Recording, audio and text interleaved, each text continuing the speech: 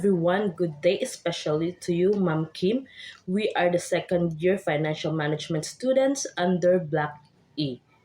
In this presentation, we will describe the nature and background of the sport badminton and the execute skills involved in the sport. The contents of our presentation are the following: overview and history, nature of badminton, safety and etiquette, facilities and equipment, game rules and scoring, general rules and regulations, basic skills, planning strategy, badminton court, and the terminology used in this game. Once again, I am your first reporter. My name is Chin R. Gesto, and I will be discussing to you about the overview and history of the badminton. The game of badminton originated in Sham, China over 2,000 years ago. It was brought to England in 1870 and was played somewhat like tennis.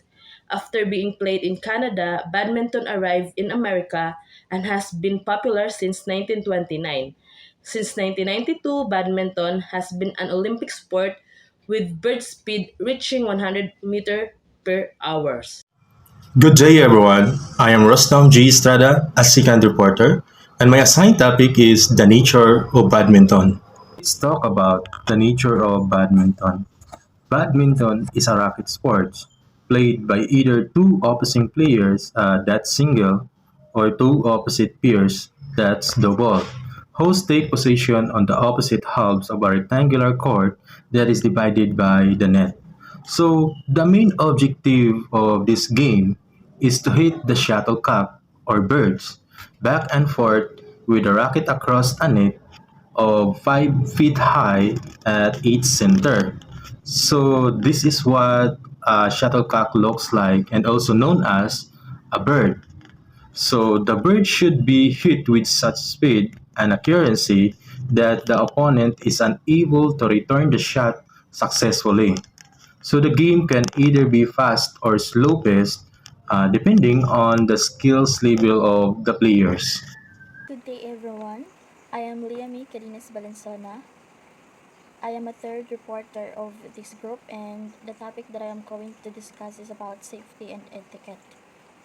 So, when we say safety, it is something that we need to follow in order to avoid getting injuries. And badminton sport consists of 9 examples of safety and etiquette. First is keep a firm grip on the racket. This means that you have to hold the racket gently, and you should still be able to move and twist the racket with flexible wrist movement. It is also safe to be used, especially to all forehand shots. Number 2, be careful not to hit your partner with the racket. This safety usually includes in double badminton sports, where two players on a side, and you have to be careful in order to prevent hitting your partners with the racket. The number 3 is stay in your own court to avoid the possibility of collision with others. So staying in your own court can help the players prevent collision or banggaan with the other players. And number 4 is stop play if other players enter your court. In case that other players enter your court, you as the owner of the court, you have to stop. And number 5, wait until there is a stop in the action to retrieve a bird from another court. So before you get the bird, actually bird is what they call shuttlecock. Before you get the bird or the shuttlecock from the other court, you have to wait until there is a stop of action. And number 6, be aware of the walls and the net post. Why do we need to be aware of the walls and the net post? It is because it is important to be aware and also to prevent losing the rally. So we have to be aware. Then number 7, before play, agree on the boundaries and determine the first server. So being agreed on the boundaries before playing will also safe to each players. And we both know, we all know that every sport or game, there's always boundaries that we need to follow. And then number 8, players call their own lines, replay the point if in doubt. So when a lit occurs, the rally stops and replayed without changing the score or serving position. And then number 9, the last number, shake hands after the game or match. So whether you win or you lose, losing players should shake hand the winning players. It is the sign of respect, and each player should do this. That's all for safety and etiquette. Thank you. Good day, everyone. My name is Clifford Iquitos, the fourth reporter, and the topic that I'm going to discuss is all about the facilities and equipment of badminton. Facilities and equipments. First, rackets are fragile. Avoid striking the floor, ball, net, post, or your partner. Also avoiding flipping, throwing, or twirling rackets. From the word fragile, kailangan talaga nating i-avoid yung racket doon sa floor kasi it can cause several damages.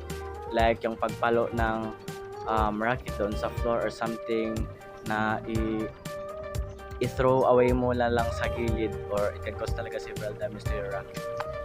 Second, shuttlecocks should be handled by the tips only. Birds caught in the net should be removed carefully. At this phenomenon, kailangan talaga nating mag-ingat sa pagtanggal or pagkuha ng shuttlecock doon sa net. It because yung feeders matatanggal.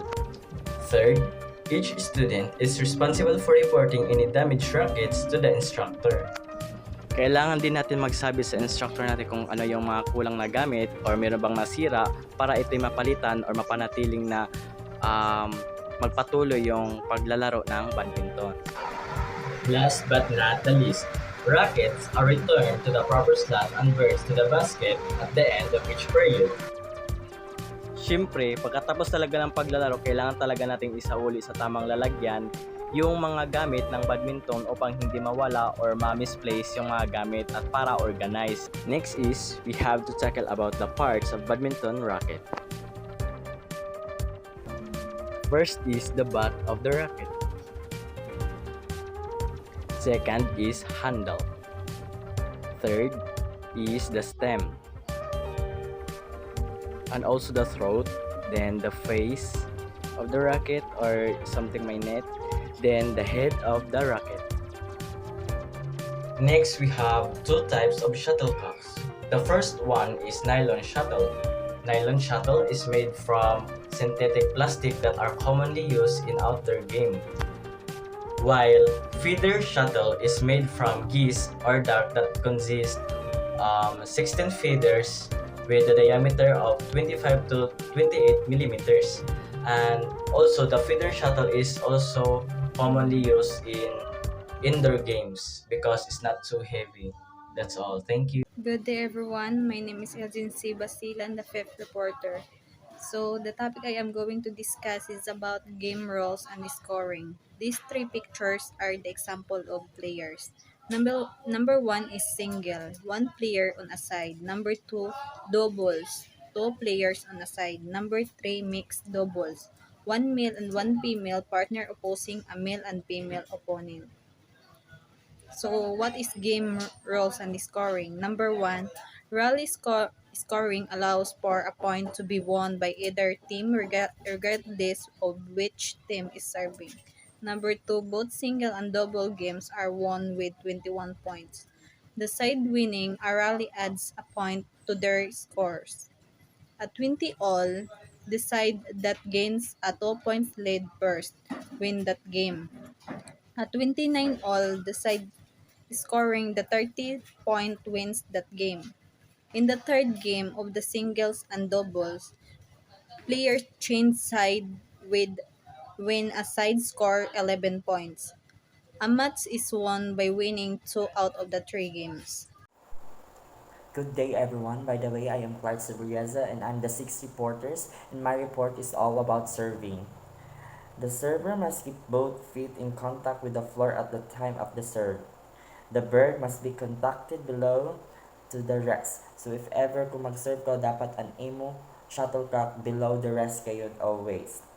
The racket head must be below the server's rest. So if ever sad ko mag-serve na sab ko gihapon, both racket and shuttlecock ngadto gihapon sa always below the rest gyud gihapon. The server should not serve until the receiver is ready. The opponent is demand ready if a return is attempted. So if ever the server must be served, dapat the receiver is ready na sab siya. Partner of the server and receiver may stand anywhere of the court provided they do not obstruct the opponent view. So if so both both both server and receiver sa court bisan hain sila pwede magkuan bisan hain sila na area niya kung hain siya gusto. A bird that touched the net on the serve and goes into a proper serve court is legal. If ever pag mag-serve sa kaw, tapos pag batter nimo na itong shuttlecock tapos an shuttlecock tibali muigo sa net tapos mulapos gihapon si mingkadto sa opponent, good gihapon yang siya. Pwede gihapon niya ang siya. If the serve missed the bird of the serve attempt, it still count. In a single and doubles, the serve would go to the opponent. If ever, for example, if I am the server tapos pag batter na ako na niya tong shuttlecock, wala man kadto sa ako opponent or sa ako kalaban, tibaliyaon da sa ako area, chance na sabyatunan opponent na siya na sab mag-serve. So that's all of my report in serving.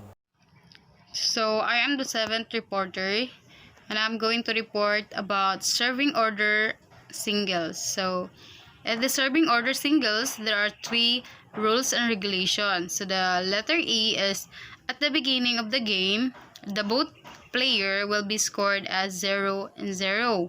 And when the server score is even, the serve will begin from the right service court. And when the server score is odd, the serve will be from the left service court. And letter B is if the server wins a rally, the server score a point and will then serve again from the alternate service court. And then if the receiver wins rally, the receiver scores a point and becomes the new serve. They are served from the appropriate service court and then left if the score is odd and right if it's even. Good day, everyone. I am Catherine Garay, the 8th reporter, and the topic that I am going to discuss are about serving order double. So, this is a general rules and regulation of serving order doubles. A team will only have one player serve for service. So, syempre, sa iyo team na ay usa lamang ka player ang mo serve. Letter B, at the beginning of the game and when the score is even, 0, 2, 4, 6, etc., the server serve from the right service court. When it is odd, 1, 3, 5, 7, etc., the server serves from the left service court. So, pag even ang score, example, 0, 2, 4, 6, 8, sa right ng court, siya mag-serve. Pag odd naman yung scores, it means sa left court, siya nag-serve. So, letter C, if the service side wins a rally, the serving side score a point and the same server serve again from the alternate service court. So, pag ang nag-serve, ang nakampunto, syempre sa ilaha gihapon ang service. Then, mag-serve na sab sila alternative, maotong right or left, depende sa score kung even ba or odds. So, letter D, if the receiving sides wins a rally, the receiving side scores a point, the receiving side become the new serving side. So, kung makapuntos ang receiver sa ilaha na sad ang panibagong service. So, letter A, the players do not change their respective service court until they win a point when their side is serving. So, that's all. Good day, ma'am. Good day, classmates. Now, I will continue the report about the general rules and 4 to 6 general rules of badminton. Number 4. The winners of the first game serve first on the next game. It means if your team wins in the first game or the first set, on the second game, you will be the one who will serve first. Okay? And number five, birds falling on the line is considered as good. It means if your shuttle, if you hit the shuttlecock and it goes to the opponent area and it goes to the line, it means it's good. Good or a point. It's your point. It's a score. Number six, during the rally, a bird that touches the net and goes over is in play. Or if during the rally, if the if the if the shuttlecock touches the net and goes over the opponent area and the opponent play it, it's a good or it's the play will continue. I am James Acid M. Pasaporte, your 10th reporter. So I am going to talk about the rules and regulations of badminton, specifically about fault. So what is fault? A fault is an illegal move or an action. So fault occurs when, on the service, when the racket head is higher than the service wrist and contact is made above the waist. So as you can see, the racket should be on the server's wrist and not above the waist. So next is when the proper service fails to cross the net or go in the proper service court. So when you serve, the bird should cross the net or else it would be an error or fault. And next, the feet of the server and the receiver are in the proper court at a time of service. As you can see, there's a line, and when the server's feet step on that line, it's an error. And next is the server hesitates, stop, feint, bulk the service motion, or makes the bird. Fifth is the improper receiver returns the bird on the service. And the last, a bird hits into the net, under the net, against the wall or ceiling, is out of bounds. So that's all. Guys. Hope you all understand. Hello everyone, this is Kathleen Angie Santos. I'm the 11th reporter and I'm going to continue discussing the topic faults in badminton. So, letter G, a player hits the bird before it crosses the net. So, consider siya na fault if imong nag-strike ang shuttlecock bisan mara pa tabok sa net. So, sa letter H, the bird touches a player or clothing. Pag once maigo ka, consider na yan sina fault. I, the player touches the net while the bird is in play. So, you're not allowed to touch the net. Kaya mo consider yan sina fault. Letter J, the bird is hit twice in succession by one or both partners. So, you're not allowed to hit twice the shuttlecock or kay bawal yun siya. So K, the bird is held, caught, or carried on the racket when struck. So that is considered as a fault. L, a player obstructs an opponent. So pag once, if you are distracting or making gestures while playing, tapos like ma-distract mo ang imo opponent, that is considered a fault. So you're not allowed to do that. That's all. Thank you. Good day, everyone. I'm going to discuss is all about basic skills. The basic skills in the badminton consist four, which is the grip, footwork, strokes, and serves. In the grip, there are two examples: forehand and backhand. Number one, forehand. With the racket head perpendicular to the floor, shake hands with the grip so the V formed by the thumb and forefinger is on the top of the handle. The forehand is how you hold the racket easily. And the next is backhand. Using a forehand grip, rotate the hand slightly so the thumb is along and parallel to the wide side of the handle. Mostly, pag serve, ginayos jud ang backhand. I will gonna show you later how to perform these basic skills.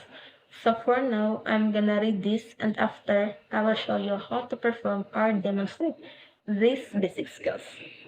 The next is footwork. Footwork. Number one, move toward the shot with short steps and end with a long stride. Number two, in the ready position, the racket is held high, the knees are slightly bent, and the body weight is on the balls of the feet. Amo ini magamit na nimon imong city if and dili nimo maabot ang bird. We're gonna use this skill. And the next is strokes. By using the same motion of all shots, the opponent is unable to detect what shot you are going to make until the bird is actually hit. In short techniques, the opponent will not detect how techniques you will use for her or him. And there are five strokes, which is clear, smash, drive, drop shot, and net shot. Number one, clear.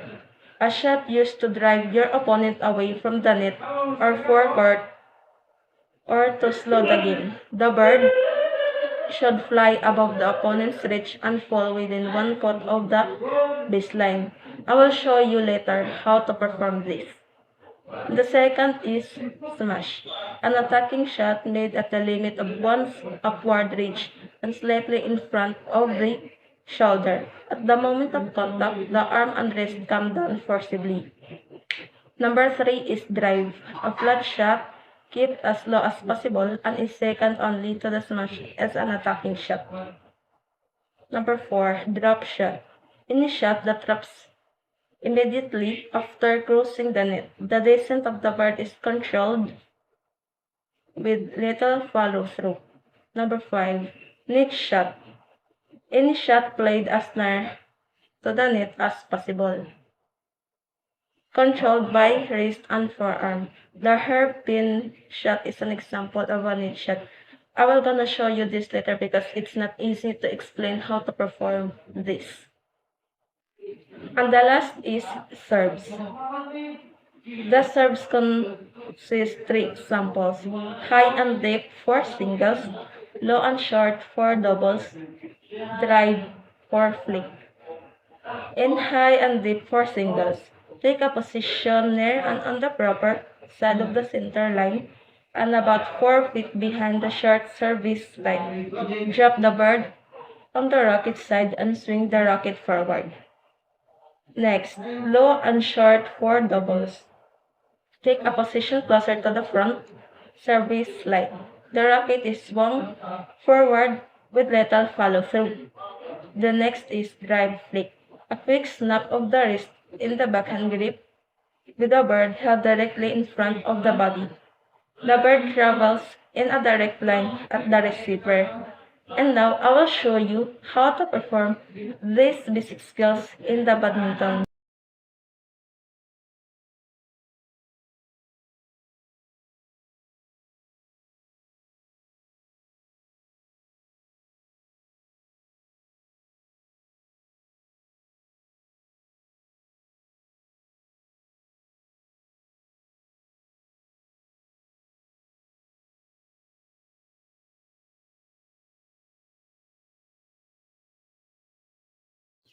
Hi, good day everyone. I am Jeremon Durango Simbahon, the 13 reporters, and the topic that I am going to discuss are the planning strategy, which is the single and the double. For a single, serve long most of the time, return the high serve and drop or clear. Build the game plan on the basis of the alternate drop and clear shots, and then use the smash drive as opening occur. Run your opponent from the front to back and from side to side of the court. So in a single in a single game are the very demanding physical because you have to run on the court all by yourself. So without the right strategy, you might just be returning your shot aimlessly. So I will be giving you a tips in order for us to perform and to play well. And to take the winning shot is normally the serve slightly closer to the service line. Some people serve with uh, for answer, and some people serve or backhand serve normally. The position is here. When we say normally, it means it depends on the player. Some players would do their serves a little behind, meaning in the middle of the court, or sometimes they even go close to the service line. Double. Make shot to return of which will leave the opening for your partner to play. A winning shot never play a shot what leaves your partner open to smashes.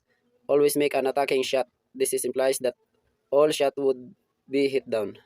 Must serve should be short and low. Attack short serves when receiving. So number one, side by side. Number two, up and back. And number three, up back rotation.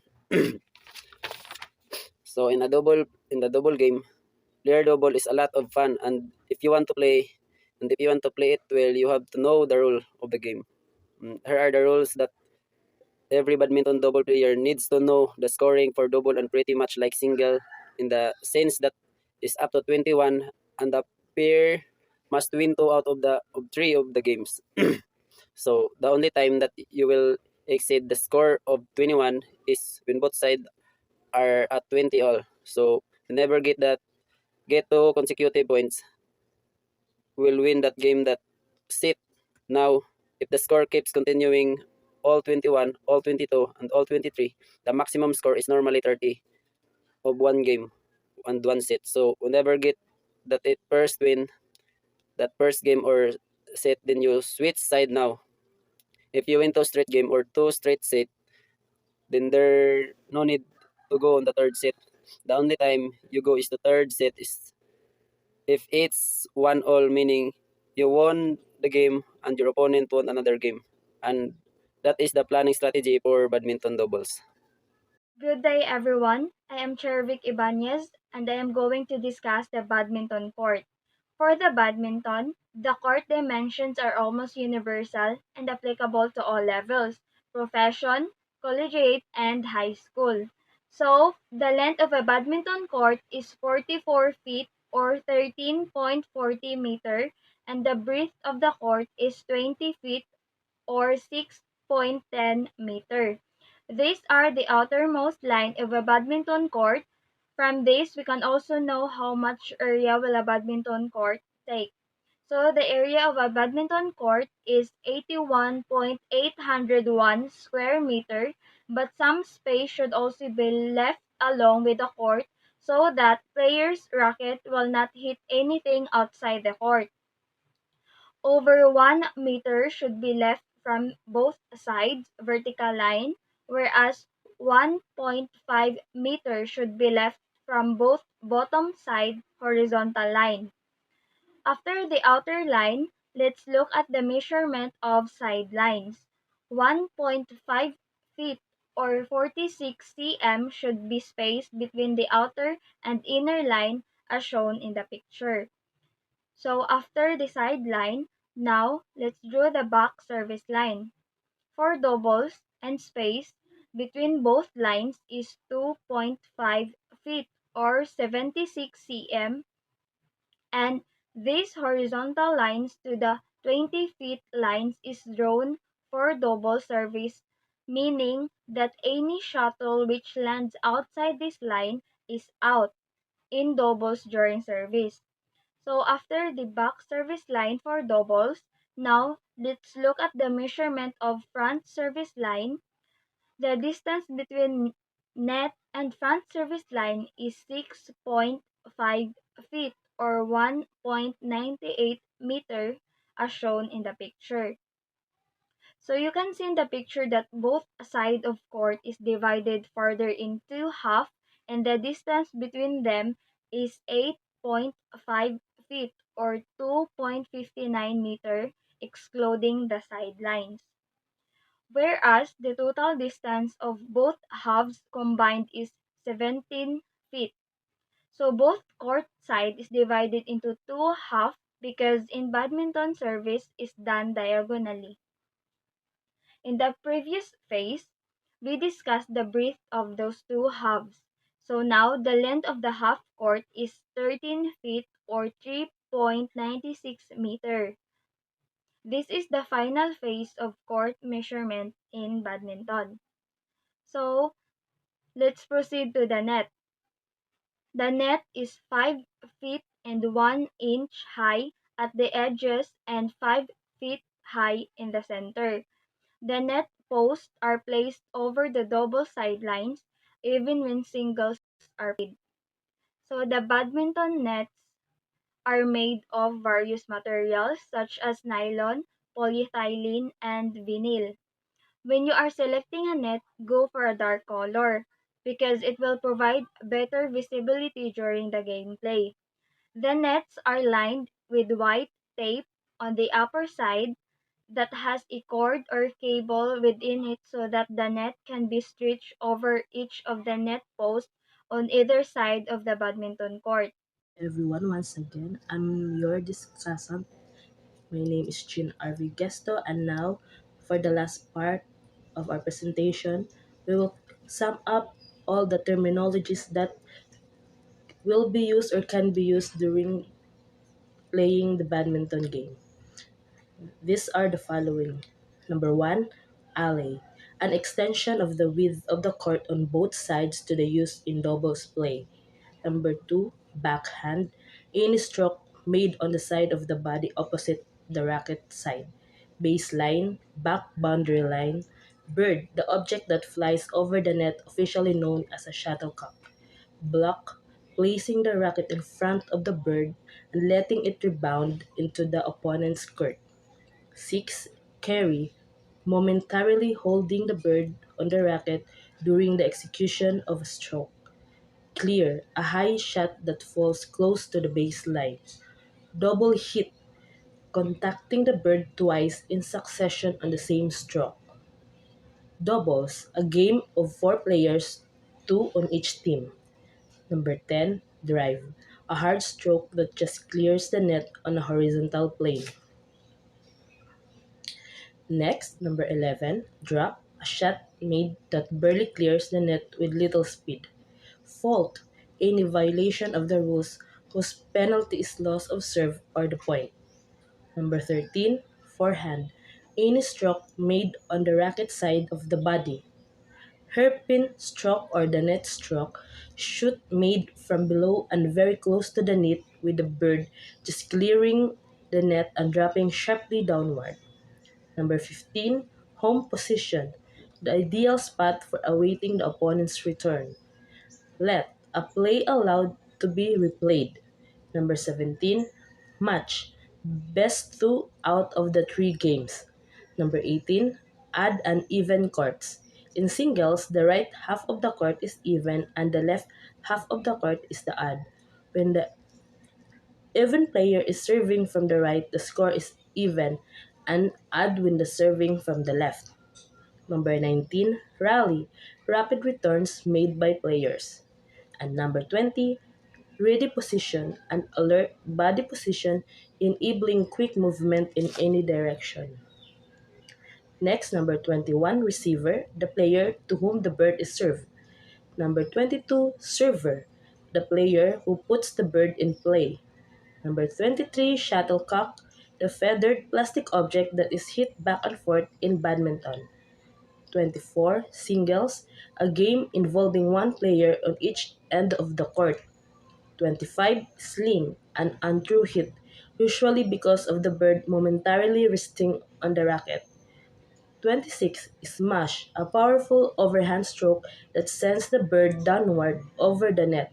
Number 27, stroke, the action of striking the bird with the racket. And lastly, toss or the spin, the method of deciding which side will serve first at the beginning of the match. These are the terminologies that can be used usually while playing the badminton game.